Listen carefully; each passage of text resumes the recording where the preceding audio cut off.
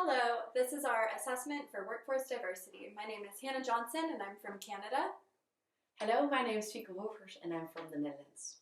Hi, my name is Salla, Rokka and I'm from Finland. Hello there, my name is Florian Frauenhuber and I'm from Austria. In this presentation, we will be discussing the statement, societal diversity is far more advanced than organizational diversity. Our initial perception of the statement was that it can be broken down into two parts, whether organizations are reactive to societal change, and whether societal pressure is what influences organizational change. We approached the subject by looking at academic research on the topic. We also wanted to look at some real-life companies and see if we could find correlations between evolving social attitudes and companies' diversity policies. Our starting point then is the hypothesis that the statement is true, and we'll now attempt to prove our claim by referencing various research.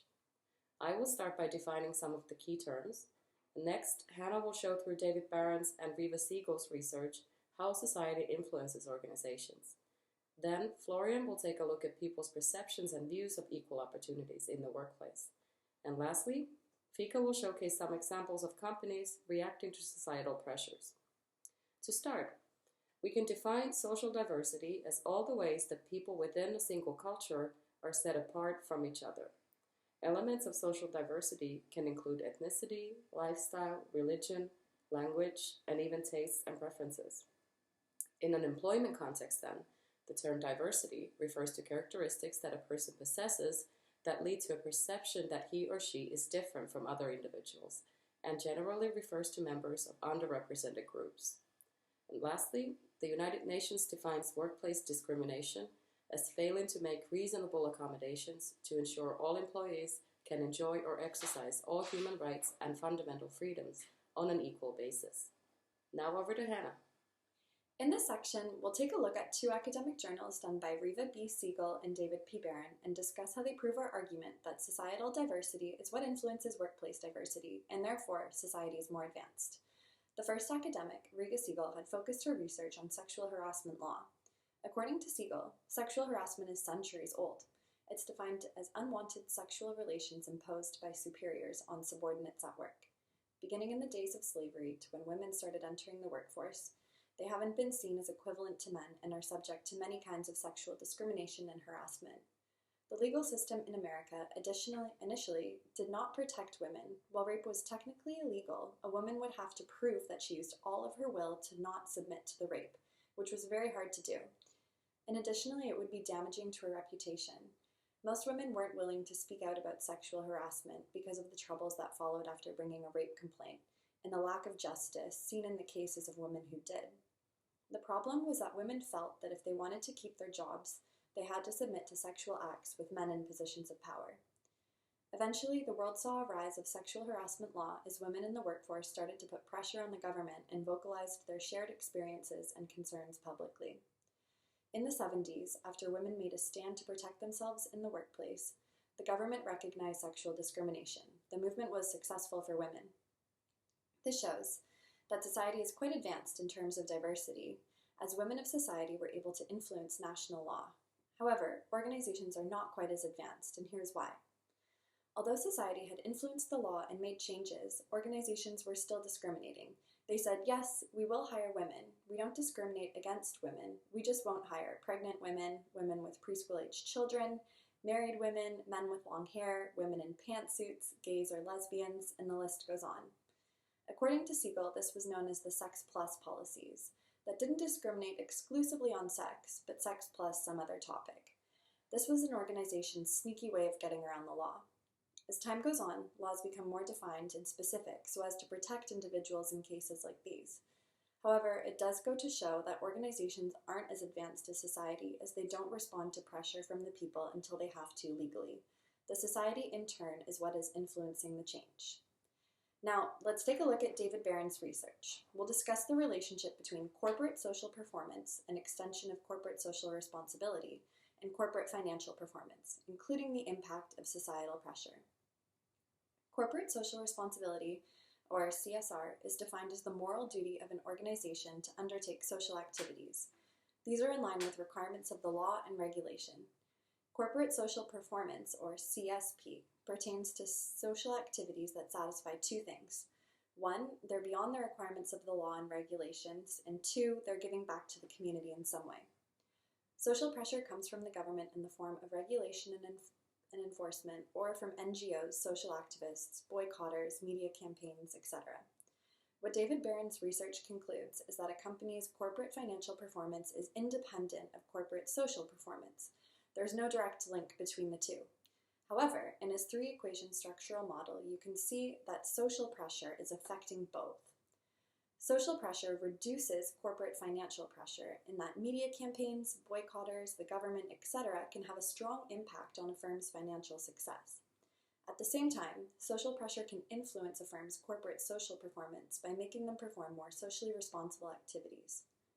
Another interesting fact found in this study is that the higher a company's corporate social performance, the more social pressure they will receive, as they're known as soft companies, meaning that they're respondent to pressure.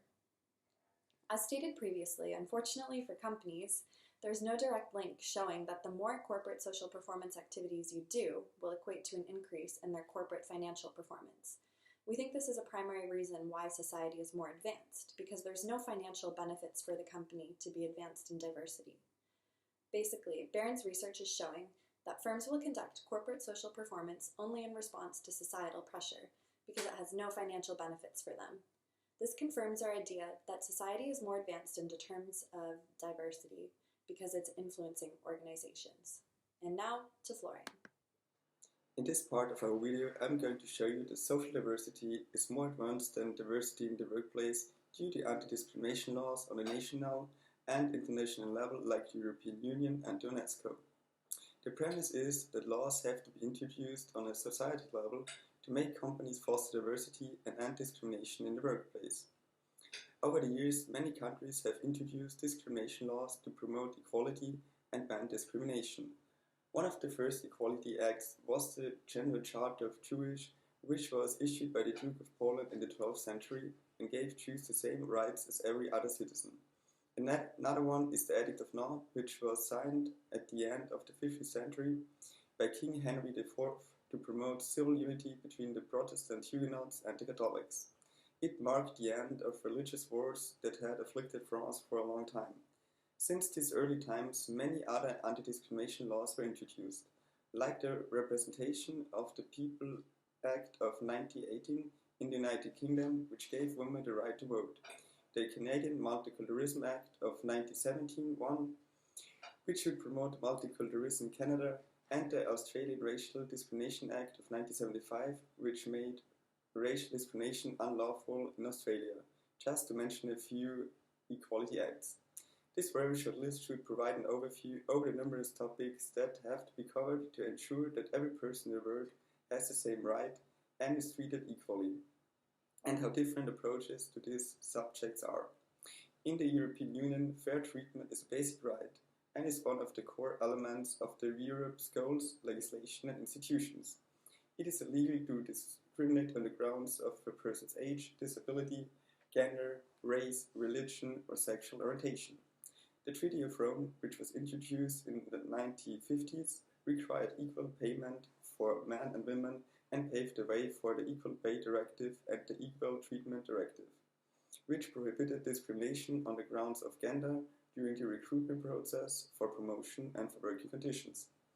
In Article 30 of the Treaty of Amsterdam, the European Union introduced specific power to combat discrimination. People are becoming more and more aware of the rights regarding discrimination and harassment. A study conducted by TNS Opinion and Social on a request of the Director General for Justice and Consumers of the European Union showed that in 2008 only 33% of the people asked in the report knew their rights regarding discrimination. Due to the anti-discrimination campaign by the European Union called For Diversity Against Discrimination, the awareness for anti-discrimination rights went up to 45% in the year 2015. Knowledge of this right makes it harder for companies to reject a potential worker only because of discriminational reasons. Getting the message across that Europe values diversity and is taking discrimination seriously is crucial for the success of anti-discrimination measures. Rising awareness of anti-discrimination laws is vital to make rights known, used and understood. It is also crucial to facilitate a debate on the benefits and challenges of diversity within society and therefore in the workplace. Raising awareness among employees and people in general of the impact that anti-discrimination legislation can have on the life is very important. Therefore, the European Union organizes workshops, seminars, conferences, and other events. They also offer a wide range of literature to outline the positive effects a more diverse workforce would have. The report, The Business Case for Diversity, Good Practice in the Workplace, offered by the European Communion, states that due to the efforts of the European Union, an increasing number of European companies are adopting diversity and equality strategies, not only for ethical and legal reasons, but also for the business benefits. I hope I could give you a small outline on how legislation is trying to change diversity in society and why laws are important to foster diversity in the workplace. And now to Fieke. We did some research into companies who have a diverse workplace. We agreed with the statement that social diversity is far more advanced than organizational diversity. We think that social pressure influences organizational change, which makes society more diverse. I will give some examples of companies. According to an article published earlier this year by the Irish Times, Accenture was named Irish Best LGBT Workplace. This development follows the referendum of 2015 on same-sex marriage. What I found interesting is that Accenture displays on its website that they are highly entrepreneurial when it comes to LGBT issues. I quote from the Accenture site. Accenture is proud to be a corporate leader in supporting the LGBT community. We are committed to raising awareness and education all Accenture people about our LGBT community, while at the same time supporting our LGBT employees and providing a workplace of equality. Accenture is making an effort to encourage LGBT inclusiveness by facilitating social events and LGBT alias programs and the wearing of rainbow lanyards. Accenture encourages companies to advertise their positive attitudes towards inclusiveness in order to attract employees from diverse backgrounds. This kind of an organization and leader are playing an important role in creating a business culture in Ireland that values the skills, ideas and creativity that LGBT people bring to the workplace. From this example, we can see how organizations are reactive to societal change. The government held a referendum on same-sex marriage, and now companies like Accenture are responding to this societal pressure to hire more LGBT workers and ensure better working conditions for them. Another good example of a company responding to societal diversity change is Xerox. According to the Harvard Business Review, Xerox began recruiting minorities, including women in the mid-60s. Xerox sets goals for the number of minorities and women in each division and at every level. Xerox's balanced strategy to make diversity work consists of three main parts. First are the goals. Xerox sets recruitment and representation goals according to the federal guidelines and reviews them constantly to make sure they reflect workforce demographics. The second part is to focus on upward mobility within the organization. Xerox first noticed that minorities and women did not have the upwards mobility the company wants to see, and so they set goals for getting minorities and women assigned to higher ranking positions. The third part is an effort to concentrate training efforts on how to manage people effectively as opposed to just managing diversity. Xerox and Accenture are trying to keep with societal diversity by having a diverse workforce. However, not all companies are on their level. According to the Financial Times, nearly 60% of African American employees reported that their career development has failed to meet their expectations, compared to 30% of white employees. Additionally, 30% of ethnic minority workers have witnessed or experienced racial harassment in the workplace in the past years. The Financial Times article referenced a report called S&P 100, which ranks companies based on their diversity performance. Among the lowest ranking was Berkshire Hathaway. According to the report, Berkshire does not have a policy regarding the consideration of diversity in identifying director nominees. This showcases how society pressure influences organizational change. Xeric is a good example for a company that is more advanced in creating an environment for every culture backgrounds, physical abilities and disabilities, and striving to be as diverse as society is. But the majority of companies can be shown to be one step behind society diversity. To conclude, we find that our hypothesis stands in the light of our research. We were able to show how societal diversity is indeed more advanced than organizational diversity through the academic journals of David Barron and Rita Siegel, regarding how society influences organizations in terms of diversity through data collected on people's perceptions and views of equal opportunities in the workplace, and additionally, some specific examples of companies showcasing that organizational changes are a reflection of pressure coming from society. Based on the reactive nature of organizations, if societal pressure is what influences organizational change, it therefore follows that the former is more advanced than the latter.